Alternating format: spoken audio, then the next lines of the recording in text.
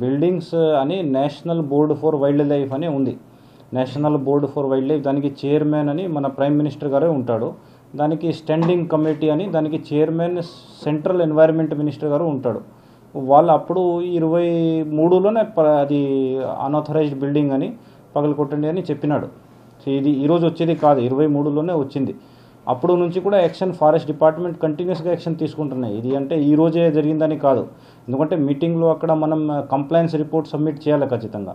అప్పుడు వాళ్ళు కూడా యాక్షన్ తీసుకున్నాడు, ఎందుకంటే బస్ ఆపేసినాడు, కరెంట్ కట్ చేసుకున్నాడు, అన్ని రకాలుగా యాక్షన్ జరుగుతున్నాయి. అంటే మనకు ఎప్పుడు చేంజ్ ఏది టైం అని ఇంతకుముందు లేదు ఇప్పుడు జరిగిందా అని అవి అన్నీ కాదు, ఎప్పుడు నుంచి జరుగుతున్నాయి యాక్షన్ అని. అప్పుడు కూడా జరిగింది, అప్పుడు బస్ ఆపినాడు, కరెంట్ ఆపేసినాడు, అన్ని రకరకాలుగా యాక్షన్ తీసుకున్నాడు, బిల్డింగ్ అన్ని కాన్ఫిస్కేట్ చేసుకున్నాడు, వాళ్ళకు కూడా యూజ్ చేయమని అప్లై చేయమని అన్నీ చెప్పినాడు.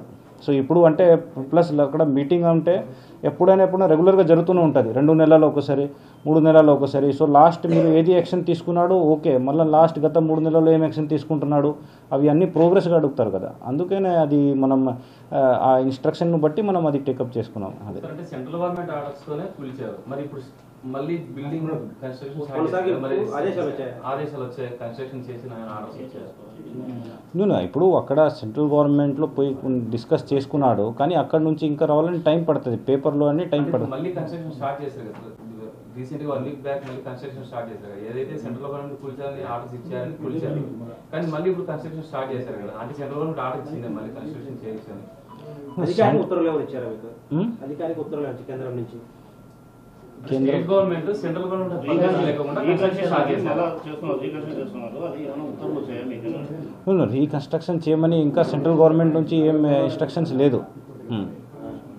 అంటే ఇప్పుడు స్టేట్ గవర్నమెంట్ ఆల్రెడీ 12 acres ఇస్తున్నామని చెప్పింది సార్, ఆల్రెడీ శాశ్వత భవనాల కింద మేము ఇస్తున్నామని చెప్పి స్టేట్ గవర్నమెంట్ చెప్పింది. ఆల్రెడీ ఏదైతే పనులు కొట్టారో ఆ పనులు కూడా స్టార్ట్ చేస్తామని చెప్పింది, సొంత నిధులతో కూడా చేస్తామని చెప్పింది. మనకి యాక్చువల్గా ఆఫీషియల్ పరంగా ఇంకా ఏం ఇన్ఫర్మేషన్ లేదు, అందుకే నా ఆఫీషియల్ పరంగా ఇన్ఫర్మేషన్ వచ్చిన తర్వాత మనం ఏదైనా ఆఫీషియల్ పరంగా యాక్షన్ తీసుకోగలుగుతాము.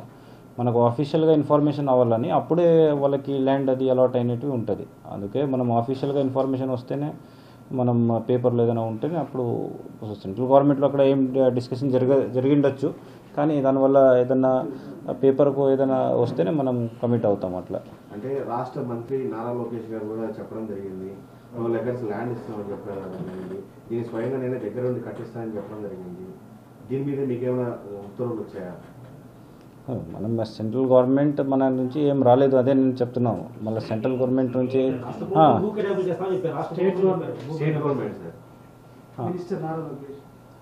స్టేట్ గవర్నమెంట్ మనం చెప్పిండొచ్చు, కానీ సెంట్రల్ గవర్నమెంట్ నుంచి కూడా మనకు ఆర్డర్ రావాలి దీంట్లో, ఎందుకంటే మ్యాటర్ ఇప్పుడు NBWLలో పెండింగ్ ఉంది, అందుకే NBWL నుంచి క్లియర్ కట్గా అక్కడ నుంచి పేపర్ వస్తేనే మనం కన్ఫర్మేషన్ అయినట్వి. మేబీ అక్కడ డిస్కషన్ జరిగింది అనే మనకు ఇన్ఫర్మేషన్ వచ్చింది, కానీ పేపర్లో వచ్చడానికి ఆ పేపర్ టైం పడుతుంది కదా, మామూలుగా ఏదైనా ప్రాసెస్ అవ్వాలని కూడా వెంటనే ఫైల్ మూవ్ కాకుండా టైం పడుతుంది. సో ఆ టైం కోసం మనం వెయిట్ చేస్తున్నాం అంతే.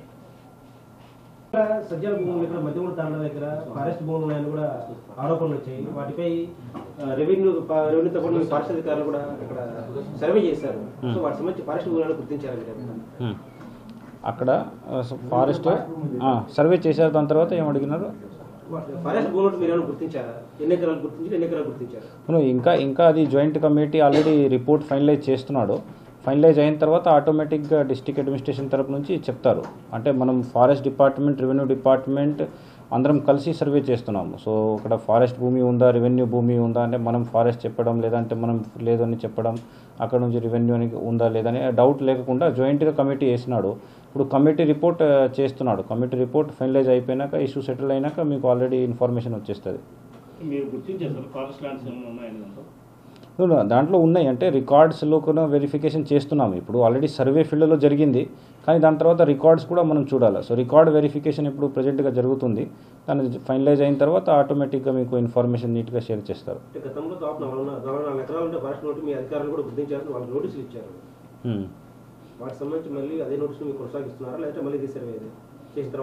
ఇప్పుడు ఇంకా డీటెయిల్లో పోయి సర్వే చేస్తున్నాం, ఎందుకంటే అప్పుడు నోటీస్ ఇచ్చింటాడు. అప్పుడు నోటీస్ ఏదో అంటే జస్ట్ క్యాజువల్గా అది ఫారెస్ట్ లాగానే ఉంది కాబట్టి, ఫారెస్ట్ ఉండింది కాబట్టి మేబీ ఇచ్చింటాడు.